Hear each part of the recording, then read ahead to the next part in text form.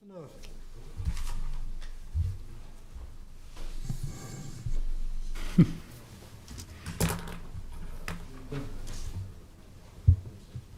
we up?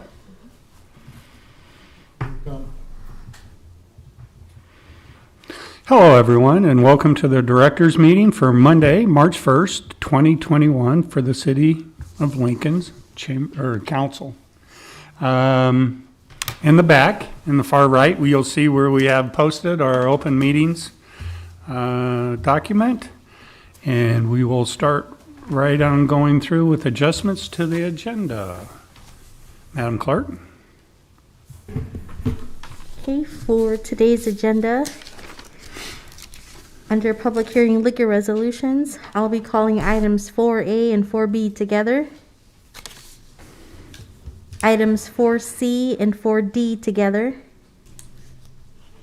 items 4E and 4F together, and under our public hearing resolutions on items 5C, there's a motion to amend number 1. Along with item 5D, there is also another motion to amend number 1. D or E? D, as in David. Okay. And did we get copies of those yet? No. I did send them via email, and I do have copies here to hand out. Could you? Okay. Yes. Thank you. Anybody else have any other questions for Madam Clerk? Okay. Thank you. And Mayor is next on our agenda. Good afternoon, Mayor. Good afternoon, council members, Madam Clerk. It's nice to be with you today. In the spirit of Dave Landis, I brought my glasses. Thought of him as I grabbed them. I first just wanted to thank you all for passing the micro purchasing ordinance. This was an outgrowth of recommendations from the Economic Recovery Task Force that looked at how can we galvanize, how can we catalyze more spending locally. I went out and secured 1% pledges from many of our top employers who had the capacity to make that kind of a pledge, to spend more, 1% more in our local economy. And as a city, of course, we have the opportunity to do that with some of our small purchases. And thank you for being a reason that that's possible. I'm really grateful for that. And also thank you for passing the conversion therapy ban. I wanted to just let you know that I had someone bring a recruit to my office, someone he was trying to recruit to work with him here in Lincoln, someone from out of state.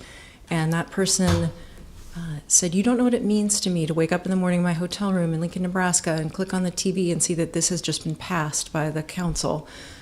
This person has a child who's gay, and it was so profound and powerful for him about the message that sends about our community and our kindness and the unity and support that we offer. So fingers crossed we get that person to come here. And then I also wanted to mention that both Jim Davidsaver and Johansi Christie are here if you have questions about emergency declarations. I understand you may have some of those, and they are here to try and provide any information that you need.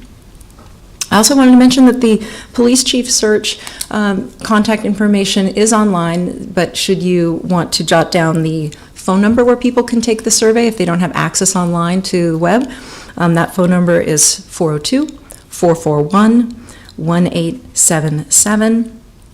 And those surveys about the qualities that people would like to see in the police chief, those surveys are also available at our city library. So we have multiple channels to try to reach people and make sure that they have an opportunity to weigh in over the next month while we gather public information and talk to community partners and stakeholders about this important search. And then last but not least, I thought I'd just mention potholes. We did a little press on this last week to try and make sure folks know that we have crews out and doing those repairs. We know that after heavy snowfall and the kind of moisture that we've seen on our streets and sidewalks, that we're going to see, cracks that allow for the potholes to erupt. And LTU is out fixing them. They have crews out who have repaired nearly 7,000 potholes across Lincoln over the past 2 weeks. They've used more than 240,000 pounds of material, and they'll continue that work. And they do respond to requests. So if you can direct folks to the Uplink site or to LTU directly, they will do their best to be responsive, and they usually get those done within a matter of days. And of course, we know that pothole repair isn't the long-term solution. All the investments that we're making in our streets are what really will help us move ahead. And thank you again for supporting another year of Lincoln on the Move and those projects that are really important that the Act has helped recommend. We're looking forward to getting more road rehab done and road construction done so that we can be proactive in the fight against potholes. And with that, I'd be happy to take any questions if you have any today. Do we have any questions for the mayor? Nope, but thank you also for being responsive to us and to our citizens. Appreciate it. Thank you. And with the potholes, they are showing up quicker than we like. Yeah, could we bring Johansi up? Yes.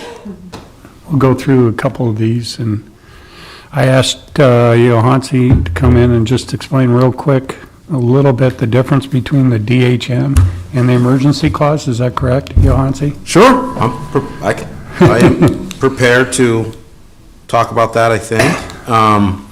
So I think I can give a brief kind of timeline or procedure 101.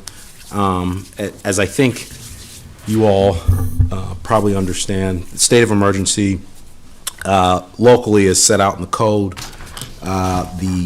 It has to be done by an executive order from the mayor. That declaration can last no more than 72 hours. It can be less than that, but no more than 72 hours, and unless extended by council. So if the council extends the emergency declaration, if the council chooses to extend the emergency declaration, then it can last longer than 72 hours. The emergency powers that are afforded to the mayor during the emergency declaration are set out in the code, 2.06.050, and it lists about 4 or 5 different things. And just briefly, the mayor during the emergency can prohibit or limit the number of persons who may gather or congregate upon public streets, alleys, or public places, or any outdoor place within the area affected by the emergency declaration. 2, the mayor can establish a curfew. 3, the mayor can require the closing of cocktail lounges, taverns, and bars, prohibit the sale or service of alcoholic beverages in any hotel, restaurant, club, or other establishment, or to require the closing of all other business establishments. That's 3. 4, prohibit or restrict the sale of gasoline or other inflammable liquids. 5, prohibit the sale, carrying, or possession on the public streets or public sidewalks or in any public park or square of weapons, including but not limited to firearms, arrows, rifles, and some other missiles of any kind. Lastly, to take all other such measures as are necessary to preserve the health, safety, and property of the citizens of this community. So that's kind of a catch-all. There are also within the code under the purchasing 2.18.030 talks about some of the purchasing policies that are suspended, so that allows a director of the effective department to make emergency purchases for supplies, services, other resources related to the emergency. Now, we don't have the director from the health department here, and I don't want to speak out of turn completely, but I do think early on that may have been utilized for some PPE and maybe some other materials early on in the pandemic. Now, although I already said that I don't want to speak out of turn, maybe I have, but certainly the health department can speak to that more specifically. Then moving to the directed health measures, it's important to understand that the authority to issue directed health measures exists independently of the state of emergency. The authority to issue directed health measures are actually laid out in state statute. So Nebraska Revised Statute 71-501 talks about contagious diseases and the authority afforded to health departments. And it states that a local public health department shall make and enforce regulations to prevent the introduction and spread of contagious, infectious, and malignant diseases in the county or counties under its jurisdiction. And then there are some more specific statutes. When we go to 71-1630, subsection 4, which is specific to Lancaster County, but that entire section has a provision that states the health director shall investigate the existence of any contagious or infectious disease and adopt measures to arrest the progress of the disease. I think that adopt measures is probably where we have come up with the directed health measures language, for whatever it's worth. And then when we go to the code, the code 8.18 also lays out enforcement and related powers for the health director. So if we look at 8.18.140, it talks about the health director may order the closure of or restrict access to any business, office, healthcare facility, school, or government agency or department for the purpose of controlling the spread of disease or for any activity related to controlling the spread of disease. Then it goes on to say, the health director may allow any necessary or critical business, office, healthcare facility, school, or government agency or department to remain operational. The health director may also adopt any other control measures which are consistent with applicable guidelines of a public sector partner, emergency management agency, and other applicable laws and regulations. So again, it is the state statutes 71-501, and then we have state statutes 71-1630 and 71-1631 that outline what the health departments across the state, what they are to do in order to control infectious disease and contagious or infectious diseases, and to arrest the progress of that. And then we have the code as well. So both the state statutes and the code exist independently of the state of emergency. And all of the directed health measures that have been issued pursuant to the state statutes and 8.18 of the Communicable Disease Act and the Lincoln Municipal Code. They have not been issued pursuant to the emergency declaration. So. Okay. Any other questions for Johansi? And again, I think we will have another time to have this discussion next week. Okay, I was going to At ask. this same meeting, and in the meantime, I believe if you got some questions or whatever, if we could get them to our city attorney, I guess would be the clearinghouse for a lot of these questions. Are you suggesting submit our questions in writing prior to next week's meetings? Yeah, get them in writing to Johansi ahead of time so he can have answers for us Okay. on a lot of these questions. And we could have a longer discussion if you would like. Yes, Yeah. Councilperson Washington. Thank you, Mr. Chairman. City Attorney, Mr. Christie, thank you so much for answering these questions. I know I threw a lot of the same questions at you after last week's meeting, so I really appreciate hearing the responses. But could you say one more time what the code is on purchases, emergency purchase? So the provision that I referenced was 2.18.030. Okay. All right, that's very helpful. I really appreciate that. I do have one question for you. So when you began your presentation, you said the declaration of state of emergency by the mayor, 72 hours in length, but the council had the authority to lengthen that. And is there any time limit on the council's ratification of the emergency declaration? So we ratified it last March. Do we have a time limit? No, the way that the code is written, it just states that it can be extended by the council. It does not have a maximum timeframe. Okay, thank you very much. Okay. Again, we'll Okay. take another shot at this. Okay? I just, Yeah, sure. this goes back to the DHMs and the controversy that we've been hearing about for a while. What separates out Lancaster County from the other counties in the state of Nebraska where our directive health measures, I guess is the correct word, supersede some of the things that the state of emergency has enacted in Nebraska? So you use the word supersede. The way that I might frame it Wrong. would be that some of the other counties require approval from from Health and Human Services.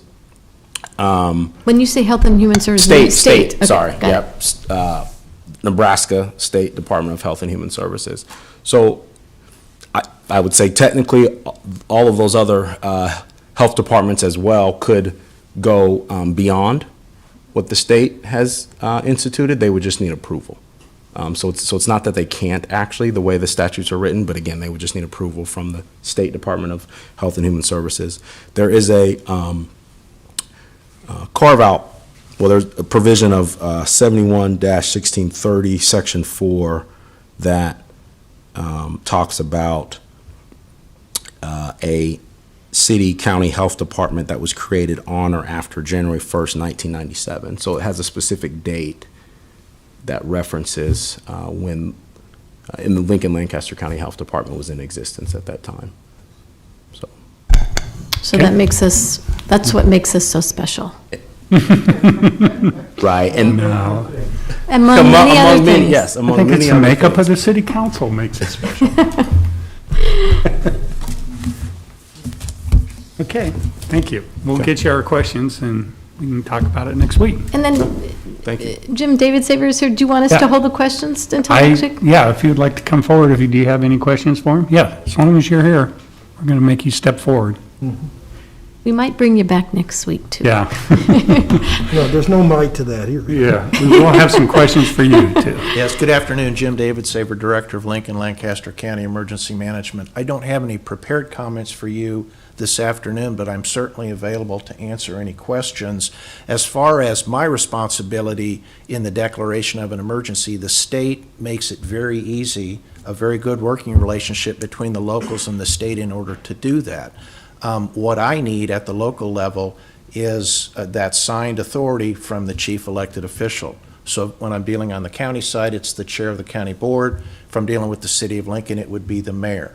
And essentially that just says we have experienced a disaster and emergency at the local level, and it has overwhelmed our ability to handle it with the resources that we have. So we're going to need help from the state or potentially the federal level to address whatever that is.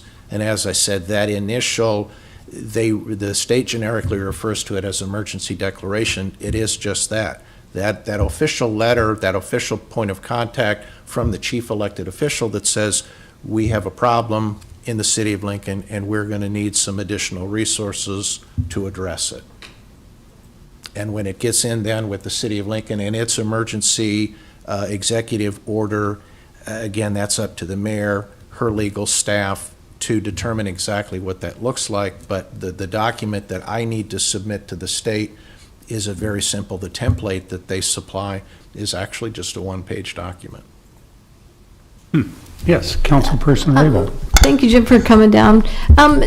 Can the county just declare a state of emergency? Do you just need one entity, or do you need both? Or if like, I think Sean Flowerday is still the chair? Or is it Roma? Rick Vest is Oh, Rick now Vest is the chair. Okay, so Rick Vest can call you up and say, hey, I need, I'm going to declare a state of emergency. And can you do all the paperwork? Or, I mean, how does that work? I can, but the best recommended course of action there is, since we have those separate and distinct political entities with the city of Lincoln and Lancaster County, obviously we work together as much as possible. And since I'm responsible for both the city and the county, those requests would come from me. But the best course of action that has been recommended to me by the state was get one from each political entity. So, for example, if the state of Nebraska declares a state of emergency for the state of Nebraska, do you have to worry about still getting that statement from the mayor or from the chair of the Yes. county? You do need it? Well, because if we need help at the local level, the first ask goes to the state.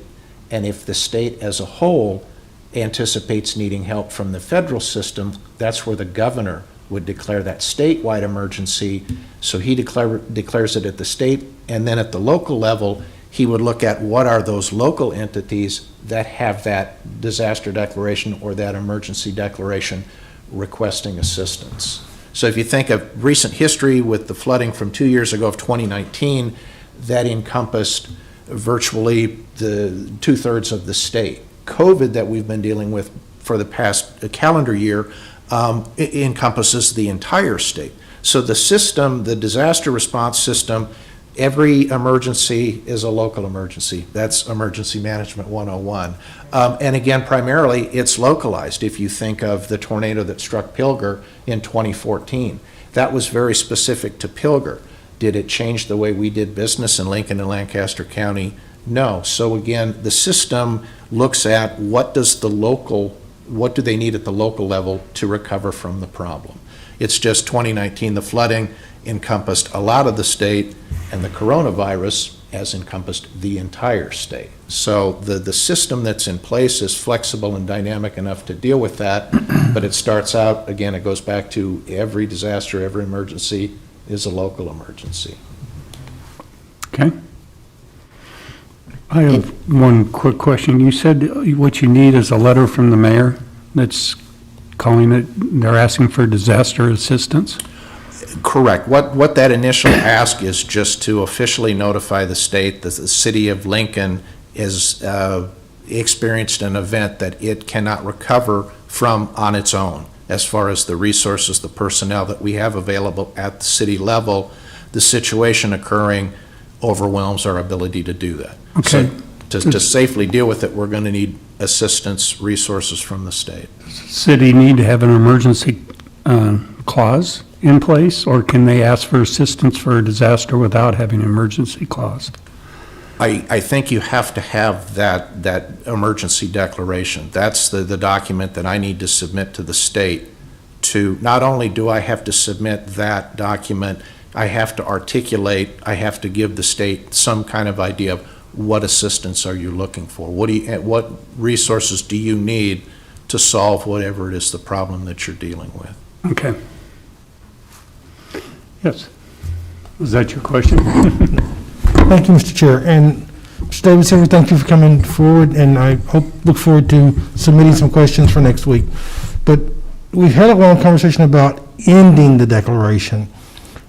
What are the positives and the negatives of this city council saying we're no longer in a state of emergency? I guess, as far as the technical point of law, I would have to defer to Mr. Christie, but I guess what I can tell you, again, in the emergency management world, when we think about a response to an emergency, regardless of the scope, it's response and recovery. Response, primarily in the emergency management world, we look at what do we need to do in that first 3 days, that first 72 hours after the event, that will hopefully stabilize the event as much as possible, and then after that, it's recovery, both short-term and long-term. So when we think of that, and I don't want to use the term typical disaster, but I don't know how else to characterize it, if we suffer damage from wide-scale flooding, if we had a tornado that devastated some neighborhoods in Lincoln, the initial the initial response would be, we need to ensure that we've addressed all the immediate life safety concerns. Do we have people that are stranded? Do we have people that are trapped? Do we have people who need to find short-term shelter because their home has been damaged or destroyed? After things have somewhat stabilized, then we roll into the recovery. Well, once we get that disaster declaration at the local level, it goes to the state. If the governor declares a statewide emergency, I don't think we necessarily need our declaration in place because the situation is stabilized. The same thing if it reaches the level of a presidential disaster declaration. The initial notification that we experienced that emergency, that serves notice. And then the FEMA structure takes over, and there's a whole piece of the long-term recovery. And to be honest with you, at least in my tenure that goes back about 6 years, the question of when do you need to terminate the local emergency really hasn't come up, because it's been clearly defined by the event itself. And that may be something I need to research within the next week, as far as what is the best course of action from the local level when we're dealing with a scenario like this. And obviously, to say COVID has been a game changer, you can't minimize it any more than that. So not that the system can't accommodate it, it's just in emergency management. The first question we ask is, well, what did we do the last time something like this happened? We can deal with flooding, the damage from severe weather. And when you think of a pandemic, well, the last time something like this happened was 100 years ago. We don't have those subject matter experts around to seek those answers out. So, as I said, I can't give you a definitive answer to that, other than we are much better served having the order in place rather than having to answer or explain it after the fact. Why don't you? I contend to think of it as it maximizes our eligibility. If there is any financial assistance, reimbursement that's available, having that order in place maximizes our eligibility. Thank you. Thank you, Mr. Chair. Yes, Councilperson Raybold, then. Okay, Jim, I'm over here, and the question kind of goes to, like, the hierarchy of funding, because you deal with NEMA, you deal with FEMA, but so, for example, and you may not be able to give an answer today, but so we're looking at, on the federal level, they're debating, the House has passed the American Rescue Act, now goes to the Senate, and that funding is hopefully going to help those that are on verge of losing unemployment benefits or other benefits, and, payroll of, personal assistance of up to $1,400, depending upon your status. I mean, is that dependent on us saying that, hey, we're in a state of emergency and our citizens would benefit from that? Or is it sort of the American Rescue Act is like, we're recognizing that people have suffered and it's going to like a point in time, like last year? I guess, am I asking that correctly? It's like, Well- do future funds that are related to the pandemic, do they cease to trickle our way if we don't? Like you said, I love what you said, maximizing our eligibility. And that's probably the name of the game for Right. any federal funding, right? Yes, absolutely. You want to keep as many doors open as possible. As far as it having an impact on that, I can't foresee that. But the other thing, too, is I have to be mindful that I stay in my lane, so to speak. I'm emergency management, and that's the situation with COVID. It's a public health crisis. So under my incident command structure, our local health department is in charge. Pat Lopez and her team assembled a unified command, and that's what they've been operating for these past many months. And Pat and her team, they work directly on the in the health and human services world. So in that regard, the Lincoln Lancaster County Health Department, if they have a question, if they have a direct ask, they go up the side of the State Department of Health and Human Services. I'm local emergency management. If I have an issue or question, I go up the emergency management chain and reach out to NEMA, the Nebraska Emergency Management Agency, and then we hope those state agencies, DHHS and NEMA, are talking to each other on that next level. But again, when we're dealing with something that is literally everybody in the country has been touched by COVID, the fact that we have our emergency declaration on file, when this struck, the mayor and the chair of the county board submitted those emergency declarations.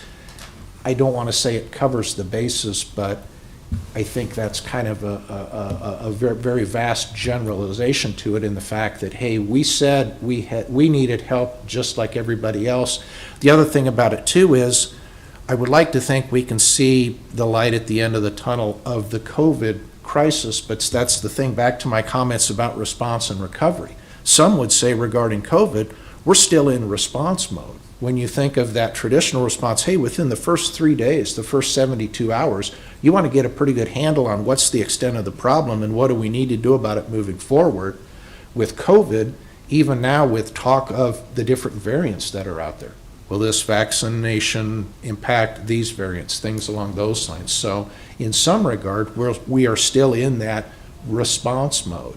And again, that's where I think that local disaster declaration state of emergency gives us that maximum coverage. Great, thank you. Yes, Councilperson Washington. Thank you, Mr. Chairman. And Mr. David Saber, thank you so much for coming this afternoon and providing us some basic information. I, too, will probably think about more questions. But I just wanted to clarify something that you said a few minutes ago. You almost answered it just a minute ago. So you talked about disaster relief services for response and recovery. And I just wanted to clarify, when you talk about recovery, does an emergency declaration help in keeping our maximizing our eligibility for recovery as well as the response, or is it really a response issue? Well, both. It certainly plays to the process because that's just it. Once you have a presidential disaster declaration in the emergency management world, that brings FEMA to the local level where they can come in and they can have personnel assigned to work with the locals saying, okay, how was your community affected by this disaster and what do we need to do together to work through it? So if critical infrastructure, roads and bridges are significantly damaged due to a severe weather event, and we get a presidential disaster declaration, FEMA will come in and work with Lincoln Transportation and Utilities and the county engineer. They call them project worksheets. What was the damage that you incurred, and what do we need to do to make those necessary repairs? So the disaster, the emergency management world that I live in primarily focuses on the physical environment. Because when people hear of a disaster or a large-scale state of emergency, that's the first thing that comes to mind. The system is flexible enough, as I said, to deal with the current public health crisis that we are experiencing. It's just that we're dealing with it not necessarily on two fronts, but we're literally dealing it in two different disciplines, two different silos with health and human services and emergency management. Thank you very much. You bet, thank you. Okay, we may see you again. Very good. Thank you for Thank coming you. in, appreciate it. We had Director Lopez on here, but I didn't see that she was here, so.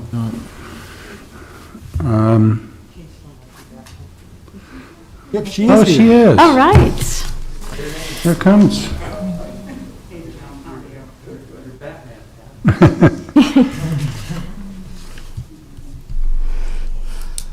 Thank you for coming down, Director Lopez. Appreciate it. Good afternoon. I thought I'd just give you a little update today. We're at 28,183 cases. We had 32 additional cases yesterday. So our case numbers are going down. We're evaluating where the risk dial will be this week. They're meeting about that now. We've seen a decline of about 64% of cases month over month. So in January, we had 4,064 cases, or 917 a week. In February, we've had 1,435 cases. So you can see there's been a big decline. Our cases average per day are, I have to adjust my mask, are 46 cases per day. And our positivity rate last week ending Saturday was 22%, which is lower than the 24% the week earlier, but still higher than the 18% we had the week before that. So we're still higher, basically, than we really want to be. We only had a little over 1,500 tests due last week. Some of it may be weather-related, but in general, in the last 4 weeks, we've seen a significant decline in testing, and that's not just in Lincoln. they're seeing that in many places now across Nebraska. And we've had 221 deaths due to COVID-19 in Lancaster County, and 74 of those deaths were in December, and another 34 were in November. So actually, our deaths in February have declined to 23. Our infections in the long-term care center and assisted living have really declined, and there's a couple reasons. Some because of the vaccine that's been administered, and then those, the deaths related, we've been able to really get them the monoclonal treatment right away. St. E's has actually gone out and provided it in several of the care facilities. And as of yesterday, we have administered 81,193 vaccines in Lancaster County. And of those, 52,368 were first doses, and 28,825 were second doses. We did second doses last Thursday and Friday for the 80 and older age group. You might remember that was our first clinic, and we did it one day and learned, and doing it in 2 days was absolutely the correct thing. And of course, not having the frigid weather made it even that much better for the clinic. The day before that, we vaccinated those 73 and older, 71 and older.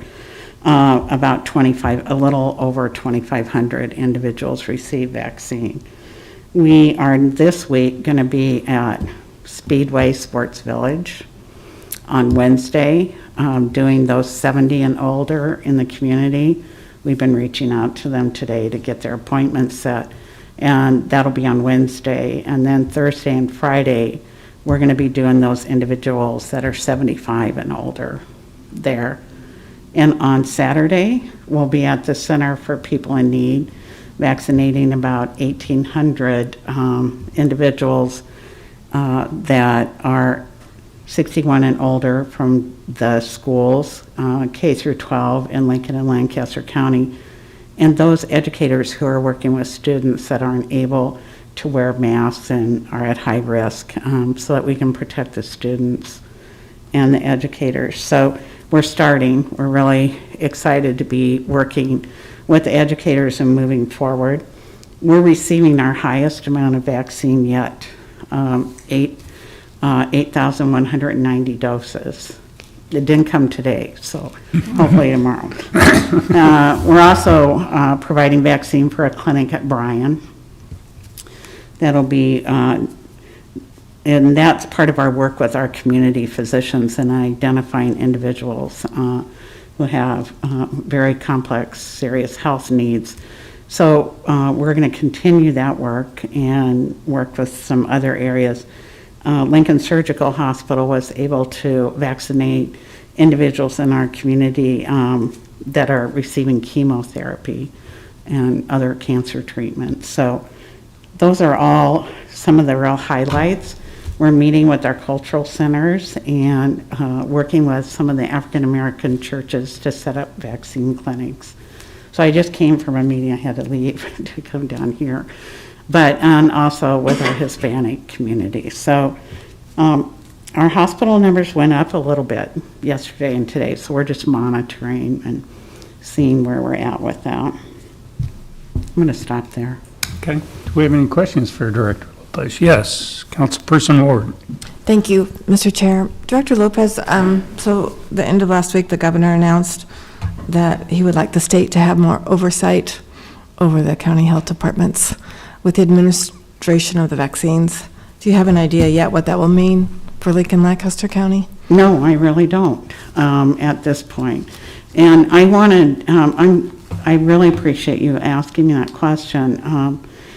We have heard some things, the governor's been in communication, but one of the things is that we have gone live with our city-county IT, and we have a totally paperless system now in place.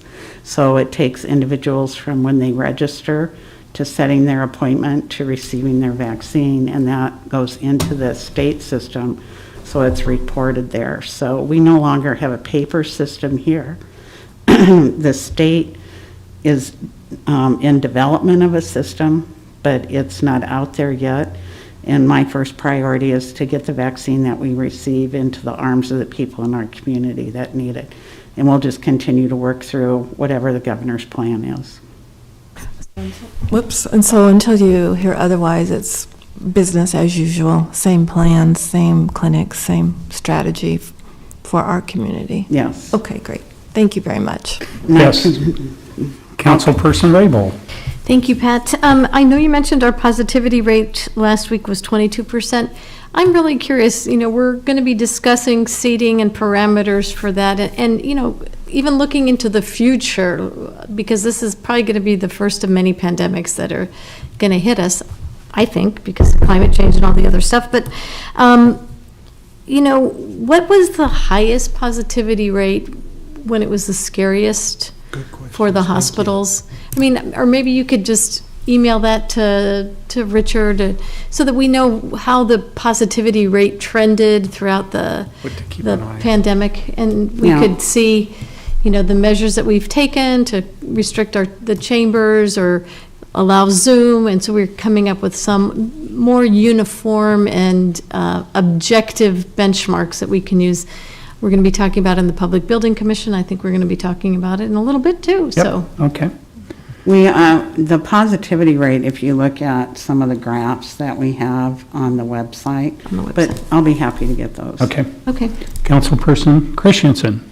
So a couple meetings ago, I think it was, I asked you about the World Health Organization standards they put out on January 20th for positivity. Have we looked at that any further? Yes, and I'll send you some information. When you read the article and when you understand what the article is saying, I think there was some erroneous interpretation of what that was actually saying. Okay. So I do have that, and I thought I emailed that to you, so I will do that. Okay, thanks. That's great. Any other questions for Director Lopez? Thank you for coming down. Appreciate it. Okay, we're still holding off on the boards and committees. Does anybody want any reports on any of these? I think we all kind of get them anyway. Okay, and do we have another item about the seating and such of the, yes, Councilperson Washington. Thank you, Mr. Chairman. I and fellow council members, and yourself included, have been talking about opening our chambers up again to the public, and our risk dial has dialed down into yellow, dark yellow, and it may go further down. And so I think it's only right that we think about how we open up chambers to folks during regular meetings, and begin to forecast into the future what we might be able to do in coordination with the county as the risk dial goes down or comes back up again or whatever. I would like us to be more proactive and to think about what those metrics would be to cause us to maybe go from, I'm pulling numbers out of a hat, not actuality, but to go from 12 people in the chambers to 30 people in the chambers, and then go back to full capacity at some point when we're in a different place. So I welcome the discussion. Okay. I could go with what I'm thinking a little bit on this, is that we can go ahead and start to allow some members into the chamber on a very restricted basis to start with. This is going to be fluid. This is going to be, I call it agile, not flexible. That we're going to be able to move. We're going to have to be able to move if this changes from week to week.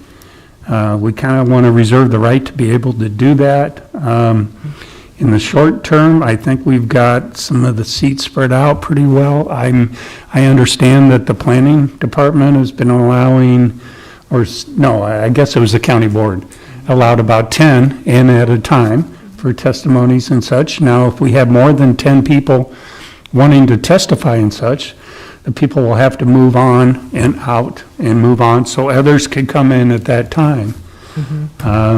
So I'm hoping that we can go ahead and maybe move it up to 10, or I actually 12 would be good, because I see we've got three, 3, and 3. So we got 4 sets of 3. Councilwoman Raybold counted earlier We have today. There's 18. 18. Okay. 9 on each Do you have side. 18? 9 on each side where they are set now? Okay. Fully distanced, yes. I would want to amend that just a smidge, because we have people who come in to present the issue or present the item, and I would like the applicant to have a place in chambers. So we've let applicants come into chambers, so I would like to hold a couple seats back for applicants. To come in for that item. And then I want them to be able to stay the entire time people are testifying in favor and in opposition, so that they have the ability to rebut clearly. And Get some chairs over here for that.